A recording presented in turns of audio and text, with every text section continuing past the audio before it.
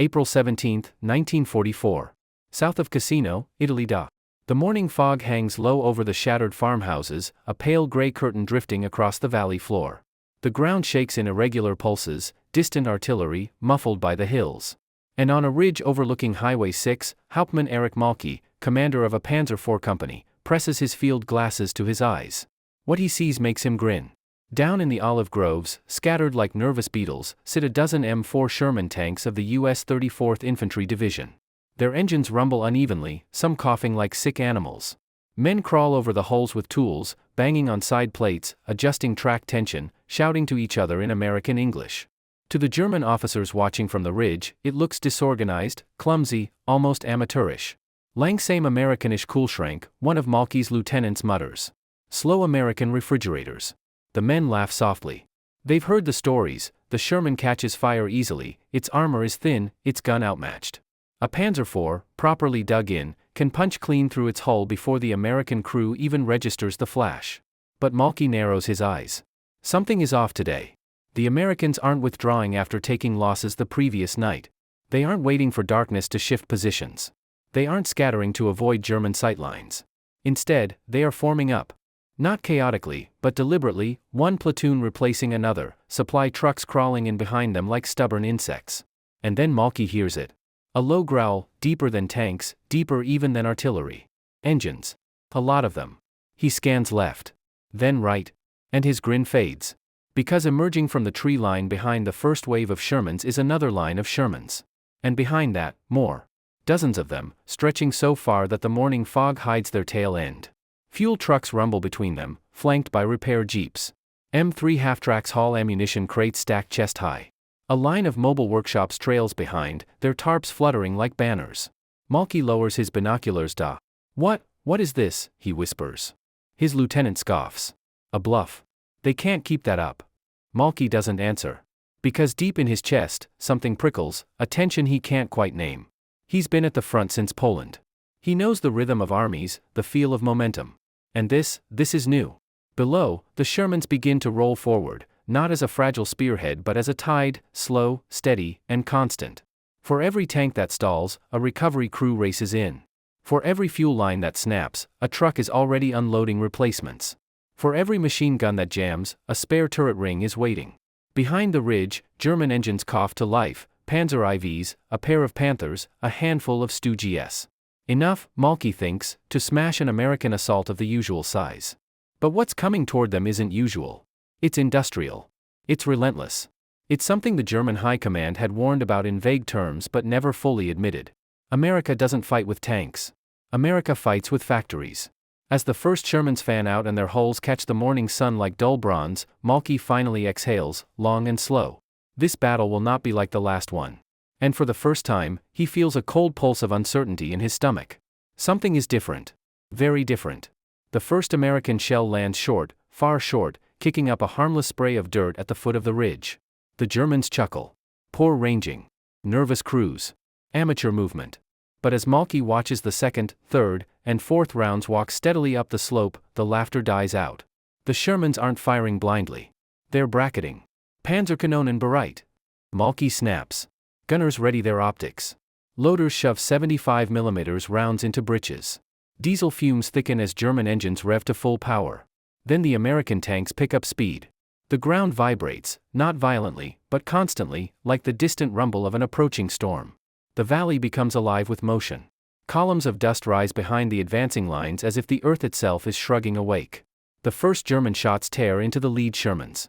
One tank erupts in fire, its turret popping open like a tin lid. Another is hit square in the glassy plate and dies instantly, the crew scrambling out, coughing and covered in smoke. Malke exhales in relief. That, at least, is familiar. Shermans die quickly. But then something happens that is not familiar at all. Behind the burning tanks, barely 100 meters back, American recovery vehicles surge forward without hesitation. Tow cables whip out. A new line of Sherman seamlessly sidesteps the wrecks and continues advancing. 3 tanks destroyed. 6 more take their place within minutes. German gunners keep firing, working fast, calm, disciplined. Another Sherman burns. Another is hit and grinds to a stop. And again, they are replaced. "Sir, how many do they have?" one of the younger lieutenants asks, Voice strained. Malky doesn't answer. Not because he doesn't know, he does. Intelligence briefings hinted that Allied production dwarfed anything Germany could match. But those were numbers on paper. Abstract. Distant. This is different. This is visual. Tangible. Suffocating. The American line seems endless. Even as more tanks fall to German guns, more appear behind them, fresh, fueled, and armored. For every smoking wreck, 2 more take its place, their engines humming like bees in a summer field. A Panzer IV to Malky's right fires, recoils, and fires again. Seconds later, a shrill whistle fills the air. A 105mm artillery shell, American, lands directly behind the German tank, flipping it onto its side like a discarded toy. Artillery? Already, the loader shouts. Malky clenches his jaw. Of course the Americans brought artillery. And fuel. And engineering crews. And air support that would arrive the moment the clouds lifted. The U.S. Army does not attack with a spear. It attacks with an ecosystem. Below, a disabled Sherman is already being hooked to a massive M31 recovery tank. Its turret is blown open, tracks shredded, but the crew is alive. Medics sprint to them. Within minutes, the tank is being hauled back toward the rear where mobile workshops and welding stations await. The message is unmistakable. Shermans don't need to survive. They only need to arrive. And they arrive in numbers Germany cannot comprehend. Malky grips his binoculars so tightly his knuckles go white. Sweating under his officer's cap, he watches the valley fill with movement, infantry trucks unloading riflemen, half-tracks maneuvering between olive trees, support guns wheeling into place. This is no armored thrust. It's a tide. And tides cannot be stopped by fire alone. His radio crackles. Panther 3 is hit. Fuel line. We're pulling back. Stoogie 2, knocked out on the left flank. Ammo running low, we need resupply. Malky closes his eyes for a moment. He can hear it all. The tightening breath of his men, the frantic clatter of tank tracks, the distant American horns signaling another shift in formation. He opens them again and sees something that makes his stomach sink. The Shermans aren't slowing down. Even after losing a dozen tanks, even after taking fire from concealed German guns, they're still coming. And behind those tanks, stretching into the fog, something darker moves. Larger. Bigger guns. Wider hulls. The Americans are only beginning. A low, metallic groan rolls across the valley, so deep that every man on the ridge feels it more than hears it. Malky whips his binoculars toward the sound, searching for its source. The fog thins just enough for silhouettes to take shape. And then he sees them. Priest self-propelled guns. An entire battery. Their boxy frames crawl forward behind the Sherman waves, tracked hulls grinding over the churned mud. One by one, they angle their guns upward. Crews scramble with shells, massive, 3-foot-long cylinders, slamming them into breeches with practiced rhythm. Oh, God, murmurs Lieutenant Weber beside him. They brought the artillery with them. A moment later, the battery fires. The ground beneath the Germans shakes violently. The air compresses. A rolling wave slams across the ridge as if the mountain itself is coughing. Seconds later, the impact erupts behind the German positions, massive geysers of earth and stone blasting skyward. Deck Kung! Runter! Malky shouts. Men dive into foxholes. Shrapnel screams overhead like angry insects. A comms operator tumbles down, headset flying, as a shell explodes close enough to rip the bark off olive trees in a 50-meter radius.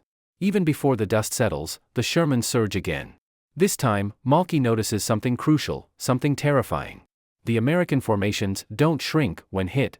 They flex. A tank bruise up? Another slides sideways, filling the gap. A recovery crew gets pinned down? A second crew moves in immediately. Fuel truck disabled? 2 more peel off the column, hoses already unwinding. It's choreography. Not perfect, but intentional. Practiced. Germany's armored doctrine relies on precision, coordination, and superior crewmanship. America's doctrine relies on never running out of tanks. Panzer IV Dora 6 fires from a concealed stone wall, knocking out a Sherman with a perfectly aimed shot. Its commander cheers, only to choke as a second Sherman swivels its turret and returns fire, blasting the Panzer so hard that its cupola shears clean off. "Sir, we're losing the left flank." Weber shouts over the radio static. Malky scans the horizon. What he sees freezes him. A long column of vehicles snakes down the slope behind the American tanks, fuel convoys, ammunition carriers, half-tracks with spare treads and engines stacked like supplies in a warehouse. Mobile repair teams ride on flatbeds welded with tool racks and generators. And still more Shermans appear from the tree line, trundling forward with mechanical inevitability. How many companies is that? Malky asks aloud, though no one answers. They don't know. They can't know. Because the Americans keep coming. Then the sky opens. The fog splits apart like curtains being drawn, revealing a vast gray expanse above. The whine of engines echoes from high altitude. Malky looks up, squinting against the sudden glare. P-47 Thunderbolts. A whole squadron. Their silhouettes carve across the brightening sky, 8-ton monsters with guns that sound like ripping metal when they fire. They circle like hawks over a field mouse. It's over, one of Malky's gunners whispers. The Thunderbolts dive. Their .50 caliber streams stitch across the valley floor, tearing into the sides of farmhouses, shredding American-hunted German positions with terrifying precision. The German anti-air crews snap awake, firing frantically, but their 20mm bursts barely reach the diving fighters. On the ground, Panthers attempt to reposition, slowly, cautiously, but the Shermans refuse to give them breathing room. They advance relentlessly, their low silhouettes rocking over terrain, their guns ready to snap toward any hint of German armor. Another German tank erupts in flames. And another. Malky watches a Panther, arguably the best tank in the sector, take 2 hits to the turret ring, the second round jamming it shut. The crew tries to reverse but slips into a shell crater, tracks spinning helplessly. The Shermans don't move in for the kill. They don't need to. An American 155mm gun positioned over a kilometer away booms, and a second later, the Panther disappears in a shower of black smoke. The German line is disintegrating. But it's not the Shermans themselves that are breaking them. It's the machine behind them.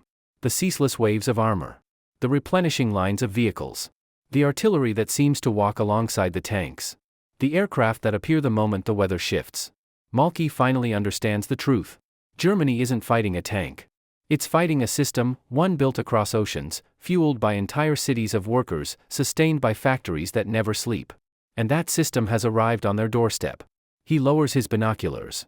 For the first time in his military career, he feels something he has never felt, not in Poland, not in France, not in Russia.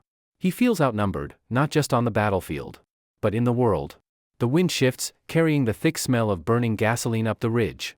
Below, the valley is a patchwork of blackened craters, overturned vehicles, and smoking tank hulks, German and American alike. But the Americans keep moving, steady as a metronome, while the German line begins to buckle like warped steel under pressure. Hauptmann. The right flank is folding. Weber shouts as a messenger sprints up, helmet rattling on his head. Malky sees it clearly, German infantry pulling back in scattered groups, some dragging wounded men, others stumbling from the concussive shock of the Thunderbolt strikes. A Stu G3 attempts to pivot to cover their retreat, but a Sherman platoon catches sight of the movement and opens fire in synchrony.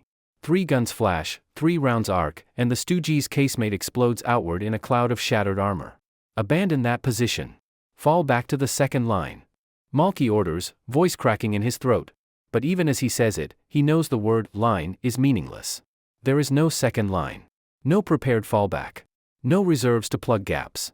Germany's war machine, once the terror of Europe, is now brittle, stretched across too many fronts, fed by too few factories, repaired by too few mechanics. Meanwhile, the Americans below are not just advancing. They are replacing themselves as they fight. Another Sherman grinds to a smoking halt as its engine compartment erupts. Before the smoke even clears, a towering M26 recovery tank storms forward, cranes swinging into place. Its crew attaches cables with mechanical calm, even under enemy fire. Behind it, 2 fresh Shermans roll past the wreck like it's just another stone in the road. Unmöglich, Weber murmurs. A German ammunition truck detonates in the distance, an earth-shaking blast that sends debris rattling across the ridge. Malky flinches, shielding his face from the shower of dirt. When he lowers his arm, he finally sees what he's been dreading. The Shermans have reached the base of the ridge. Not a few. Not a platoon. A line, curved like a steel jaw, spreading across the valley floor. The lead tanks halt, hulls angled outward. Turrets shift. Through the binoculars, Malky can see the gunners' faces, calm, focused, not rushed. They are waiting for the next command. Behind them, infantry squads leap from half-tracks, fanning out across the olive groves with disciplined precision. Mortar teams establish firing positions. Engineers plant steel bars into the ground to anchor their makeshift supply points. It is not an assault. It is an establishment. The Americans are building a forward base as casually as a man rolls up his sleeves before dinner. And it hits Malky like a punch to the chest. This isn't the main attack. This is the setup for the main attack. His radio crackles again, loud and frantic. Enemy armor on the West Road, more Shermans. At least 20. Panther II is out. Fire in the engine compartment. Where is the Luftwaffe? We need air support. Now. There is no Luftwaffe coming. There hasn't been, not really, for months. The P-47 scream overhead again, looping into another strafing run. Their shadow passes over Malky like the wing of a predatory bird before they rake the hillside with streams of fire. Trees splinter. Rocks explode. A mortar crew vanishes in a red mist. Weber ducks, covering his helmet with both hands. Malky doesn't duck. He just stares. Not at the aircraft. Not at the Shermans lining up. Not at the infantry beginning their cautious ascent. But at the endless procession of American vehicles still winding down the mountain road, the spare tanks, the artillery tractors, the fuel convoys, the mobile repair sheds, the signal trucks, the medical jeeps. A machine of war so vast that even a full-strength Panzer division wouldn't stop it for more than a few hours. His men look to him for direction. He has always given it, clarity, precision, confidence. But now? He feels only the weight of inevitability. We can't hold them, Weber whispers, the words trembling out of him. Malky doesn't scold him. Doesn't bark orders. Doesn't pretend. He just watches the American tide, rolling forward with industrial certainty, crushing everything in its path, not with speed, not with brilliance, but with sheer, unstoppable presence. No, Malky finally says, voice hollow. No, we cannot. He lowers the binoculars. The Shermans resume their climb to Section 5, Realization on the Ridge, Germany couldn't win this war. Previous _section text. The clatter of shells and machine gun fire fades for a moment, replaced by the dull hum of countless engines. Malky feels it travel through the soles of his boots, the steady, pounding heartbeat of an advancing army. Not frantic. Not desperate. Just inevitable. He turns as one of his remaining Panther crews hustles past, faces blackened with soot. Their tank limps behind them, its right track half thrown, smoke trailing from a gash in the exhaust manifold. Sir, we need tools and spare links, the commander shouts. Malky wants to help. He wants to order supplies forward, to rally mechanics, to repair and return the Panther to the fight. But there are no supplies. The last shipment came 5 days ago. The tools are broken or lost. The mechanics, those few who remain, are somewhere on the ridge, treating wounded men with bandages meant for engines. He opens his mouth to speak, but the words die. The Panther crew reads the truth in his silence. They look back at their crippled machine. It will never fight again. Below them, everything America brings keeps moving. A Sherman slips into a ravine, snapping its track, yet even before the crew climbs out, an engineering truck pulls up, men unloading jacks and steel beams. Another Sherman swings wide around the accident without losing pace. The column doesn't stop. It doesn't even slow. Fuel trucks park behind the leading tanks, hoses snaking across the ground like arteries. Medics unload crates of supplies. Artillery crews set up spotting scopes on shattered stone walls. Signal operators raise antennas and begin tapping reports back to their regiment, smooth, efficient, rehearsed. Malky watches it all, transfixed and horrified. Germany fights like a duelist, one strike, one parry, one opponent at a time. America fights like a factory, continuous, redundant, unbroken. Weber crouches beside him, clutching his rifle. His face is ghost pale, smeared with dirt and streaks of dried blood. Hauptmann, how do we stop this?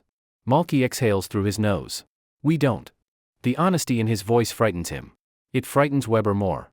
A thunderous boom rocks the ridge as an American 155mm shell slams into a Panther hull, flipping the enormous tank onto its side. The explosion echoes like a muffled scream across the valley. Malky flinches, not at the destruction, but at the realization that even their best armor, their fiercest weaponry, is nothing more than kindling to the American logistics machine. He turns his head and sees something that breaks him more than the explosions. In the distance, beyond the Shermans, beyond the artillery, beyond the crawling lines of supply trucks, the horizon itself seems to move. For a moment, his heart lurches. But then he understands. It's more vehicles. More tanks. More equipment. Stretching beyond the hills, beyond the fog, beyond the visible world. He hears the distant sound of American officers shouting orders, the sharp whistle of infantry sergeants, the rumble of heavy machinery on well-laid tracks. A sound Germany cannot match. A sound Germany can never match. Not anymore. Weber, still crouched, follows Malky's gaze and gasps. Are those more Shermans? Malky doesn't answer. He simply watches as the next wave rolls into view, sunlight glinting off their sloped armor. They descend the switchbacks with mechanical precision, dust pluming behind them like smoke from a forger's furnace. The German line is finished. Whether his men retreat or stand, fight or surrender, the outcome is the same. The Americans aren't here to win a battle. They are here to replace a battle until victory is inevitable. In the last moments before ordering a full withdrawal, Malky whispers to no one. Now I understand. They were never laughing at us. We were laughing at them. He lowers his field glasses. And as the Shermans press upward, unyielding, steady, endless, Hauptmann Erich Malky realizes that Germany has not been defeated by a superior tank, or a superior gun, or a superior soldier. It has been defeated by a superior capacity. A nation that builds tanks faster than war can destroy them. A nation whose power does not come from steel or armor, but from the countless hands behind it.